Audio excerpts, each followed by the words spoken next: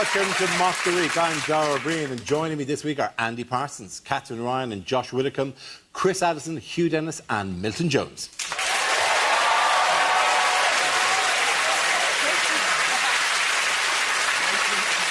We start with a round called If This Is the Answer, What Is the Question? On the board are 6 categories. Catherine, which category would you like? Could I have world news? OK, your category is world news, and the answer is 197. What is the question? Is it Dara O'Brien's hat size?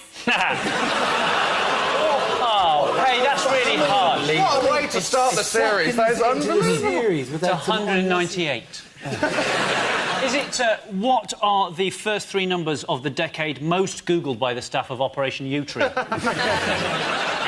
On a similar note, is it in fact how many times have the Coronation Street writers had to rewrite the script in the last month?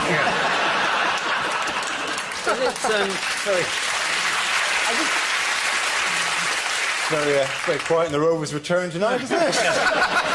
Wait till the courts throw out. They'll be in. Is it how many pounds did Amazon pay in tax last year?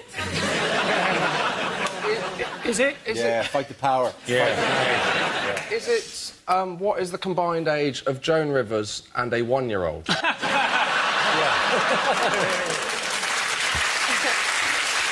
it in fact how many times did I try and vote for the egg-throwing woman on Saturday night? Is it how many members of Attraction would it take to make a shadow figure of Eric Pickles?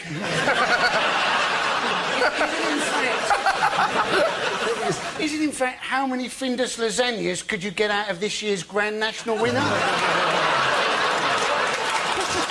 Is it, if I watch any 5 minutes of Game of Thrones, what is the average amount of tits I will see? Is it how many margarita cocktails can you make from 1 pizza?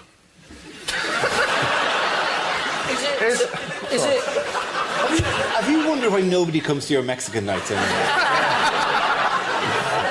Is it what number Downing Street has Cameron put Nick Clegg in? It is correct answer, 197. Is it how many baby hamsters can you get in a shoebox? That is the correct answer. Oh, yes. I will genuinely give you the right answer. Is it? No, it's not. What's my room number, ladies? Is it how many intelligence reports have been produced as a result of the PRISM programme? Absolutely, thank you very much, Hugh. Well done. Very good. Yes, the question I was looking for was, how many intelligence reports has GCHQ generated from the US government surveillance programme PRISM in the last year? This is the news that the US National Security Agency, the NSA, has tapped into the servers of 9 internet companies to track online communication. GCHQ, the British government communications headquarters, has had access to the system since 2010. Are we alarmed and frightened by this development? No. No. Why would you be? Next question. They've tapped into Facebook. Yeah. Who is planning terrorism on Facebook? Who's inviting you to the event Death to the West? Maybe attending. There's someone stockpiling chemicals on Farmville. That is not how it works. There is always a possibility, I suppose, that terrorists have changed their status, isn't there? Oh, no. I went from sleeper to active. It's complicated. Who cares? Who cares? Because people are genuinely worried because the Americans are listening in, right? And they're telling the British about stuff and they're using Chinese technology, so the Chinese are listening in. Who cares if the Chinese are listening to your conversation? It's not like the Red Army are going to turn up on your doorstep going, "You've got to stop phoning your girlfriend drunk late at night. You've got to get over that, man. She was Sean now. You've got to respect it. Come on. Hug it out."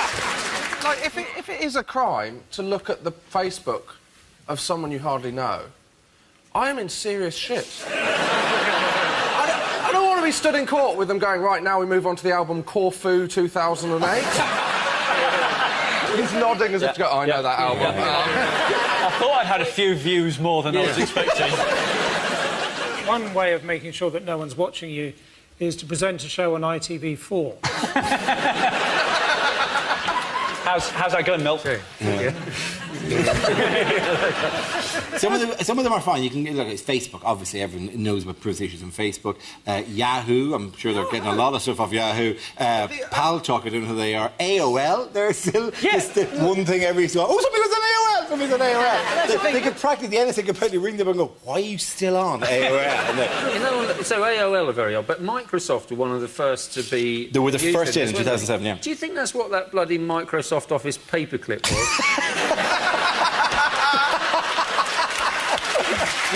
You look like you're planning a terrorist atrocity.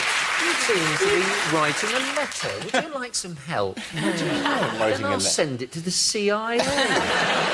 I didn't mind the idea that GCHQ were actually listening to your phone conversations, because I thought it'd be nice if there was at least one call centre in Britain where they gave a toss about what you were saying. How did the story come to light? There was a man called Edward Snowden, who is a whistleblower. He blew the whole gaff wide open, man, and then went to Hong Kong. I don't trust whistleblowers because the last one sent me on a cross-country run with pants on. He wants to go to Iceland, doesn't he? He does want to go to Iceland. And do you know why he wants to go to Iceland? Because there's no wonder that people who don't keep mum want to go to Iceland. Yes. But he was not employed by the CIA. He was employed by a company to whom the CIA outsourced their spying needs. Yes. Yeah? Yeah, called Booz Allen Hamilton. Yeah. Booz Allen, which sounds like the most unimaginative nickname ever, doesn't it? This is Booz Allen, that's Drugs Phil. This is getting sucked off behind a Bins Rodney. In other news, what's happening here? Is someone having a bath with inflatable skyscrapers? That is, in fact, a whistleblower hiding from the world's press. You know, that's what bath time looks like every day if you're a nipple. Bravo. Imagine waking up and seeing that out of your hotel window. You'd think, my God, that was a better night than I was expecting. Do we know what it is or where it is? It's a massive inflatable duck. Yes. That has been doing a tour of major cities of the world. It's an art installation. Yes. It's ended up in Hong Kong. What else been doing in Hong Kong? It got punctured, I think. It did get deflated, punctured, didn't it deflated quite dramatically. Yeah. This is how it looks midway through that process. Oh, for God's sake, grow up! That's fantastic. That was like a genuine... Wait. Oh, no, we'll have read this for once on the Mock Week, a genuine human emotion. The eye reacted. This is how it looks about, like, the following morning. It looks like Eric Pickles has gone swimming and lost his trunks, doesn't it? That's a massive... It was. It's an art installation which has travelled the world, and it got punctured in... and it never came here. Which would be an awful shame, because I'd love to see during the Jubilee, you know, just floating in the background, that really long, boring event where there's loads of boats. Fern Cotton is chatting to some Dunkirk survivors going, and was it really scary? And then a giant yellow duck just drifts. Quack. If you never do that, though, I agree with you. I think we need more massive inflatable animals. They could have a massive yellow duck on the river. They should have a massive inflatable pigeon at the top of the Shard. And a massive inflatable hamster on the London Eye.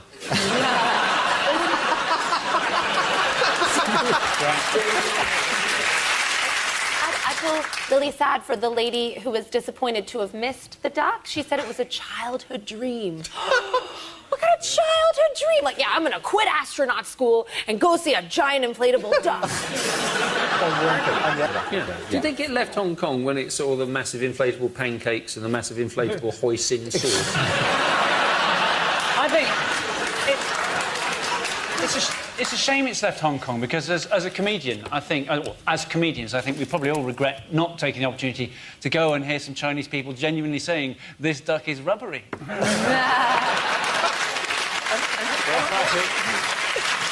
Now, this is not, it's not a new story, that one, but this is about it. Why has the Chinese government now banned the phrase big yellow duck from internet searches? Oh, it's some really horrible porn you don't want to see, though. No, it's nothing to do with duck-based pornography. Isn't it a Tiananmen Square thing? Yes, there is, absolutely, because we just passed an anniversary of Tiananmen Square, and in the run-up to it, people were using that image. I mean, that's the famous iconic image of Tiananmen Square, of the man standing in front of the tanks, which has been variously changed on Chinese websites to images like this one. So that... In many ways, that's more scary. It's actually more frightening that the duck would be the tool of an oppressive state. Apparently the Hong Kong government were going to vote to see if they could try and feed the duck through the window of a giant skyscraper. But the bill didn't go through. At the end of that round, the points go to Josh, Catherine and Andy. Now we play a round called the Great Gagsby. This game involves Milton, Andy and Josh. If you could make your way to the performance area, please. This round is a stand-up challenge. I launch the wheel of news, and wherever it chooses to stop, one of our performers must step forward and talk about that subject. The winner is whoever I think is the funniest. OK, here we go. Let's have our first topic, please. The first subject is health. Can I have somebody in that? Andy Parsons. That's one hell of a gingerbread man, isn't it? According to my doctor, she was saying that I've got an underactive thyroid. She said one of the symptoms of this was lifeless hair. I said I may have had this for a while. Doctor said I was borderline overweight. I said, surely that also means I'm borderline ideal.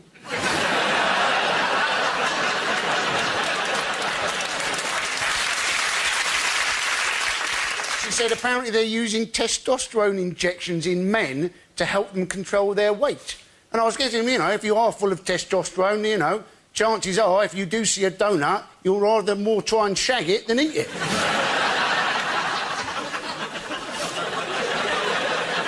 And apparently bald people, what they're saying in the research is that bald people aren't in fact bald, their hair is just sleeping. Which is definitely going to come as a shock when Wayne Rooney's hair wakes up and finds somebody else just moved in. Thank you very much, Andy Parsons. OK, let's spin the wheel again.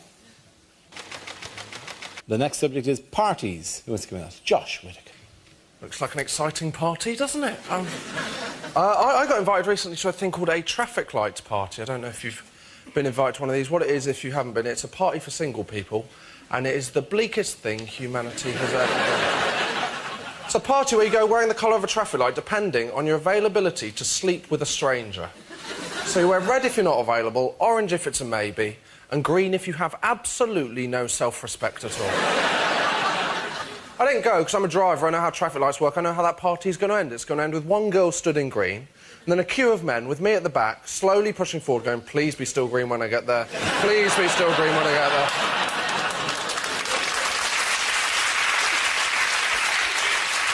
Also, I'm a driver. I've driven with people. When they see orange, they'll just go, well, that's essentially green if I go out fast enough, isn't it?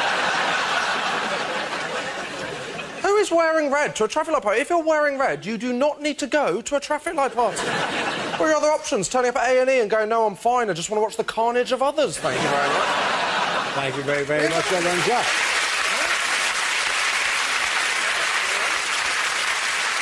So that leaves us with Milton. Let's see what you've been left with. Let's spin the wheel. Topic is history.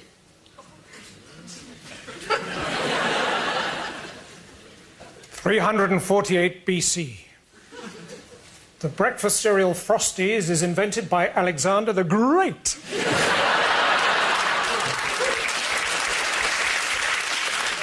(303 AD). St. George slays the dragon with his new invention, the sword.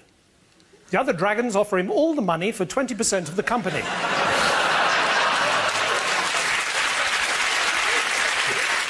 1896. H.G. Wells publishes the book The Time Machine. 1897. H.G. Wells writes the book The Time Machine.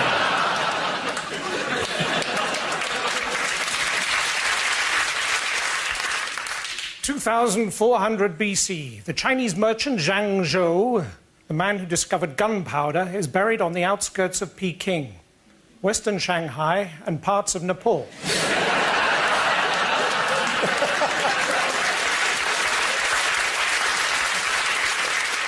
1571. You have no new messages.